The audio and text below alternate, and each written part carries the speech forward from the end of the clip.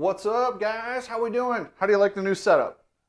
So I'm gonna go with the green screen, and yeah, we'll put some cool shit behind me. So you guys have complained about my jerseys and the little lack of setup, so giving green screen a try. So it is what it is. All right, guys. This is Chris Notes. This is a Cliff Notes version of what's happening in motocross racing right now. Kind of all the storylines, just get you caught up on what's happening. So when you watch the race, you know the stories. Also, please subscribe. 77% of the viewers have not subscribed. So if you would subscribe, man, I would really appreciate it. That'd be awesome. Bad news this week. Justin Bogle, the HEP Suzuki rider, has called it quits for this summer. Not calling it quits for the career, not calling it quits for long term, but he is done for the summer, and it's a combination of things.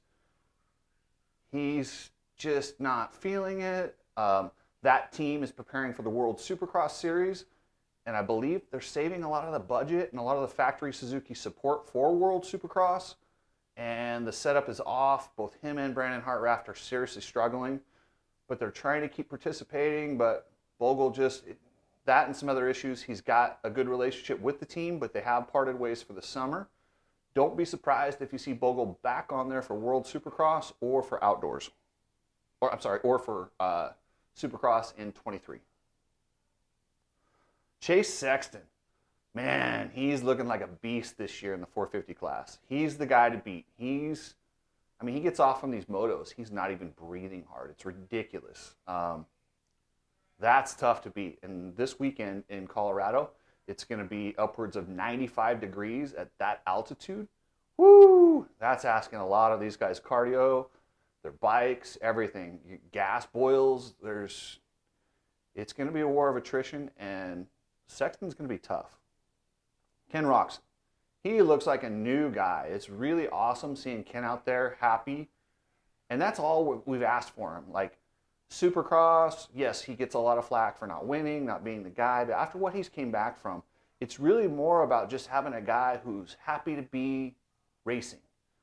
So many people have sacrificed so much trying to get to a point where Ken Roczen is, and a lot of us don't have near the talent, and it's hard when you see someone at a place where you have wanted to be or want to be, and he looks like he's just like, I don't want to be here, blah, blah, blah, like grumpy, get off my lawn guy. And it's frustrating, but he looks happy. I don't care if he gets third, fourth, fifth. If he's happy, putting in effort, riding hard, that's all I can ask for. Jason Anderson, El Hombre. Oh, dude, Hombre looks good. He looks like a guy who is so happy to be on the bike. Flat out, this dude it's a season. So if he's ever going to win an outdoor title, this is probably the year. I don't know that I would go ahead and predict that, but he looks like a guy with the kind of cardio, and he's kind of figured out his altitude issues that he's had in the past. He's been staying up at New Mexico, and it doesn't seem to be, the altitude sickness stuff doesn't seem to be bothering him. Eli Tomac, here's the enigma. And that's all he's ever been in his career. And he's so fun to watch because you never know what you're going to get. With Eli, you might get the best ride you've ever seen. He might go beast mode, just smash everybody. Or he may look like a squid. Let's be honest. He'll ride around and get passed by guys where you go, no. And that's what Eli does. Is his knee okay? I don't know. Is he going to go 9-1? Maybe. Is he going to make a couple setting changes and win after getting smoked by a guy? Like, you never know with this guy. He's so fun to watch, and honestly, just throw the dice on race day and see what happens. Christian Craig, he's looking strong in the 450 class, and he likes this track. He's really good at this track, so I look for him to be battling for podiums. Ryan Dungey, this is going to be a weird one for him. This is the track where he broke his neck. This is the last national he raced before he retired the first time. I wonder if there will be any of those mental demons in there from the neck break. It was something that he said scared him, and, I don't know. And he was kind of disappointing in High Point.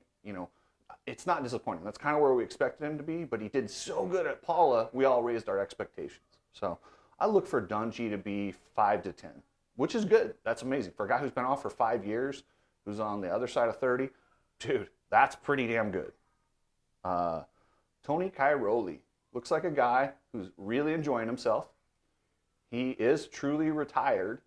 He didn't, it wasn't like he retired and then just focused on American motocross. It was something he kind of decided to do, I think, last minute. And I think KTM put a little pressure on him.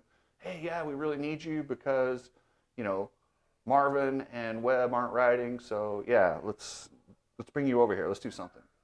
Plessinger, I love Plessinger. I think everybody loves Aaron Plessinger. We all want him to do good, but it can't be comfortable back of the truck talking to Roger DeCoster when you just got beat by a couple of old dudes that came out of retirement. I'm just saying, he's got to do better than that. Justin Barcia. I don't know what happened to Hangtown. He didn't look good. He had bad starts at Paula. He's way better than this outdoors. I don't know what's going on. He'll be there at some point. He'll be there in the kind of 3 to 7 range, maybe this weekend. If not, definitely when we get back to Red Bud and some of the softer tracks, Barcia, he's going to get it together. Garrett Marchbanks, the big man, the man-child. I love this guy. He's a big kid.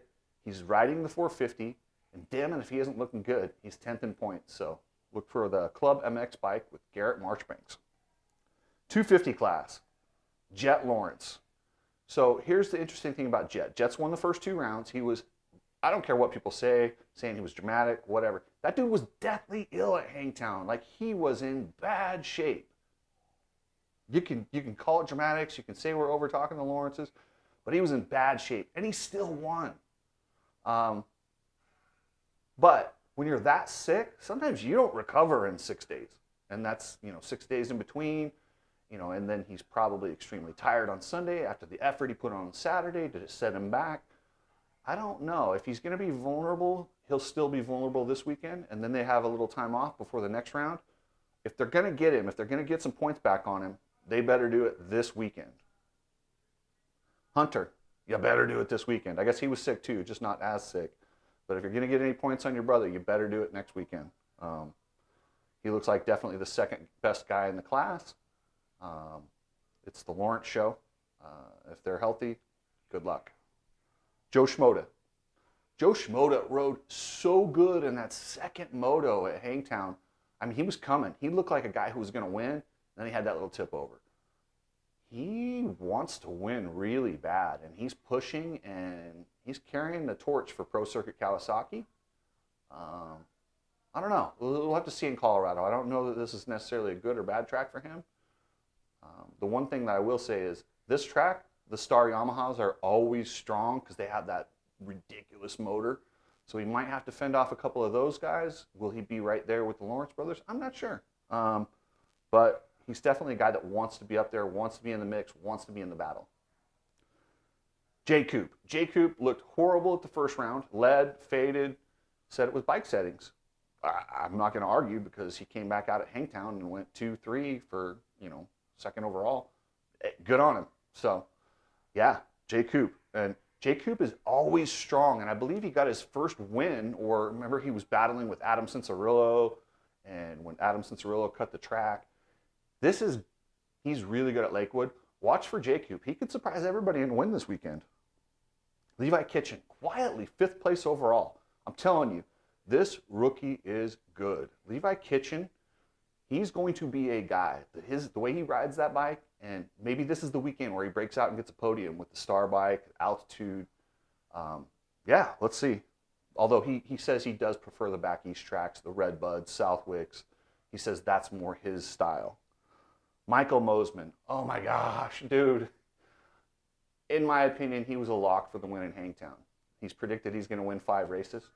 He might get it this weekend. He might get his first overall this weekend. I don't know. I'm going to watch him in practice. I might pick him again. He's that good.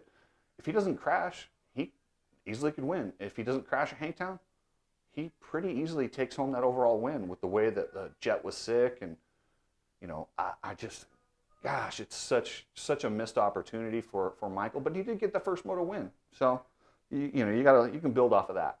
Seth Hamer, much improved. We didn't know what to expect out of him on the outdoors. He's coming off of Epstein-Barr, a couple seasons of injury. He's great in Supercross. Supercross, absolutely. He's getting podiums, wins. Seth Hamer is a badass at Supercross. Outdoors, we weren't sure. So, yeah, but he's showing he's really good. Max Voland, one of my favorite riders out there, genuine kid, good family, so talented, is building.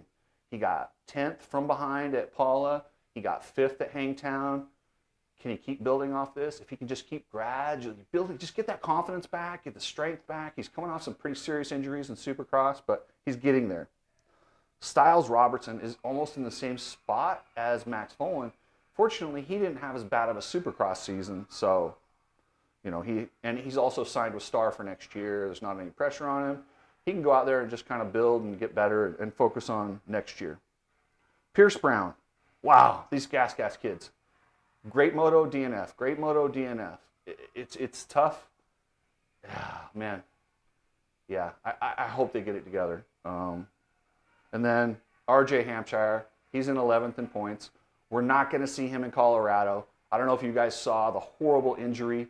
He crashed, went off the track, took a stake through his ribs and undercarriage there and just punctured a lung. It could have killed him. It's scary as hell. If you guys want, check the video I did about the pole and the stakes and how that happens. I don't want to go through it all right here, but it's disgusting and it pisses me off, and they got to find a better way to do this. They actually have to care about the riders. You know, they're the show. Nobody goes there to see banners. We don't go there to see MAV TV crash. We go there to see the riders race. So please get that shit dialed in and keep the sport is dangerous enough as is.